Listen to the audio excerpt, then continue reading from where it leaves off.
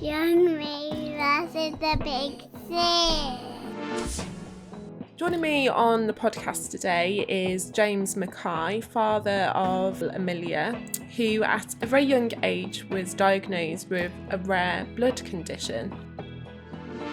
Hi James. Hi, how are we doing? Yeah, not too bad, thank you. Very excited to have you with us on Young Me versus the Big C. Good. Well, I'm not so young, but Well, you still tick the box. still count. So I guess the best place to start is at the beginning of your journey when you first received the news that Emilia had got this rare blood condition. Yeah, of course. So, it started back in February, really, 2023, where we noticed quite a few bruises that, obviously kids get bruises when they're playing around at school, but we couldn't really pinpoint how they'd happened, and Amelia started to get tired, so we took her to the GP. GP checked her out, kind of couldn't find anything wrong initially. Fast forward kind of probably a month and a bit maybe, so end of March, beginning of April. She was a lot more tired, started having a rash as well, more bruises, and we were really, really worried at that point. So took her back to the GP. The GP referred her over to Worcester Royal Hospital. We went straight to the cancer ward, which was obviously quite scary. They looked at her, checked her over, did some blood tests, couldn't really find anything conclusive, but were kind of thinking along the lines of leukemia, which was mentioned first. So they sent her straight off to Birmingham Children's Hospital, and she had a bone marrow aspirate, which is where they drill into the hip to take a sample of bone marrow. That was tested, and then kind of end of April, beginning of May, they came back to us and said it's not leukemia, but it is a condition called aplastic anemia. And at that point, what kind of things were going through your minds as a family? Well, we'd heard the phrase anemia before, but not aplastic anemia, so we had to learn quite quickly about what the condition was and how it was going to affect Amelia and what the treatment was. She'd already started to have blood, so whole blood and platelet transfusions in hospital, just because her levels were so low after the blood tests. So we were kind of in shock as to what would happen next, not really sure. Obviously the doctors and the nurses were very good at explaining things, and they basically said, well, the best chance to fix this condition is to find someone to be a bone marrow or a stem cell donor. So we all said, well, can we do it? We're a close family, can we do it? So we were all tested. Fortunately, none of us were a match for Emilia, so they needed to look elsewhere, and that's where kind of I got in and had a look at all the different stem cell registers and bone marrow registers and trying to understand a little bit more about where the donors come from, how they're selected, how you can be put onto there. I came across a couple of organisations, so DKMS, which are a German organisation but operate in the UK, and Anthony Nolan as well. So they all work together with the NHS to find people to be stem cell donors for people that need a stem cell transplant. In hospital as well, that's also where we met Amy from the Grace Kelly Childhood Cancer Trust, and that was such a huge difference to Steph and Amelia, because here they were in hospital, kind of a bit of an alien environment for them both, but Amy came along with one of the fantastic bags with all the stuff in there, which they found really, really comforting as well as useful. So there's practical things in the bags, but also comforting things, and Steph always recalls about taking a really soft blanket out of the bag and just feeling that everything's not quite as bad as it could be, really. But just sort of rewinding a little bit, yes, because there'll be a lot of people out there listening today that perhaps don't understand what aplastic anemia is. Lovely. Well, this is kind of now my specialist subject. Aplastic anemia is effectively where your bone marrow, which is, as it sounds, it's in the centre of all of your long bones, stops working, and your bone marrow is like a little factory inside your body. So bone marrow produces all of the things that go into your blood. So the transport of the blood is plasma. You've got red blood cells that carry oxygen around the body. You've got white blood cells that fight infection. And you've also got platelets, which help with clotting and to help with bruising and things like that. So those are the products that the bone marrow produces, and that's what aplastic anemia patients are lacking in or deficient in. A very complex condition, but very clearly explained there. So going back to hearing the news that you would need to find a donor, what did that journey then, you started, as you said, to research organisations and what have you. How did that journey then develop? So we discussed it, Steph and I, as what we can do, because obviously if we can't help as a family, who can help? Who are the people that can help here? And we identified fairly quickly that DKMS was pretty much the biggest bone marrow stem cell transplant register across the world. So we got in touch with them very quickly. They said, yes, we'd love to help. We already have a register, but it'd be really good to share Emilia's story. And that's kind of where the concept came for us to say, well, actually, we can share Emilia's story here and we can get a donor for Emilia, which is amazing. Tell everyone that we can, get family and friends involved. We've got the newspapers involved.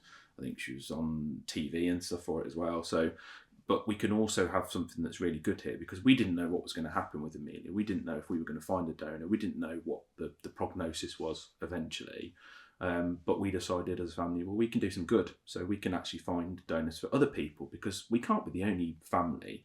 Emilia can't be the only little girl that needs a stem cell transplant. So let's help other people as well. So it was more kind of a selfish reason initially, but then we kind of thought, well, we can help other people here. Yeah. So that's kind of where it's kind of led to with working with DKMS, working with Grace Kelly, working with Global's Make Some Noise, but that's for another episode maybe. Yeah. So we just wanted to help. That was our main thing, because we knew that people were in that same situation as us. And it was all about raising the profile of needing stem cell donors, and eventually, just in the UK, because the story is actually shared all over the world and we haven't got the figures for that, but for the UK, it was just over 2,500 people signed up to the stem cell register, just based on Emilia and her story and her impact. Wow. So, and we had people locally contact us to say, I've signed up. And we actually had 2 people contact Steph and said that they've gone on to donate stem cells. That's amazing. That's really good, really nice. It just shows the power of media being used in a positive way. Yeah. In that search, you did find a donor who came from Germany. That was really, really exciting. Probably one of the top days that we had that year. And they said, right, we said, well, what's next? And so they go through this whole coaching routine effectively with parents. They don't give you all the information at once, because it's so overwhelming. Yeah, of course. They stage it and they say, right, when you come in next time, we're going to talk about this, this, and this. And they're really good. They go through it, sit down and go through it with us. And they explain about, what happens on day 1 when she comes in, because she goes into an isolation ward in Birmingham Children's Hospital called Ward 19. Yeah. So it's basically cubicles that have got like an airlock area, so it's all clean and no one's allowed in that shouldn't be in the ward, that kind of thing. So they have to make sure that they give basically chemotherapy for that whole week. So wow, that's intense. It's to kill off the remaining bone marrow, because otherwise the new stem cells can't take hold.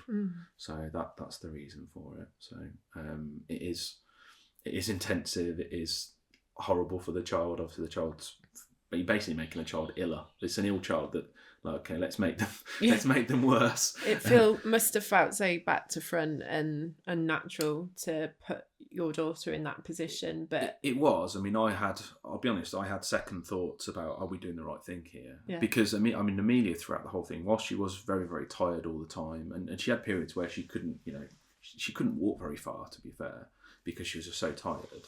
We still kind of thought, because she could sit down and do colouring and still be happy and things like that with her sister. And you sit there thinking, is this really needed? This seems really, really drastic.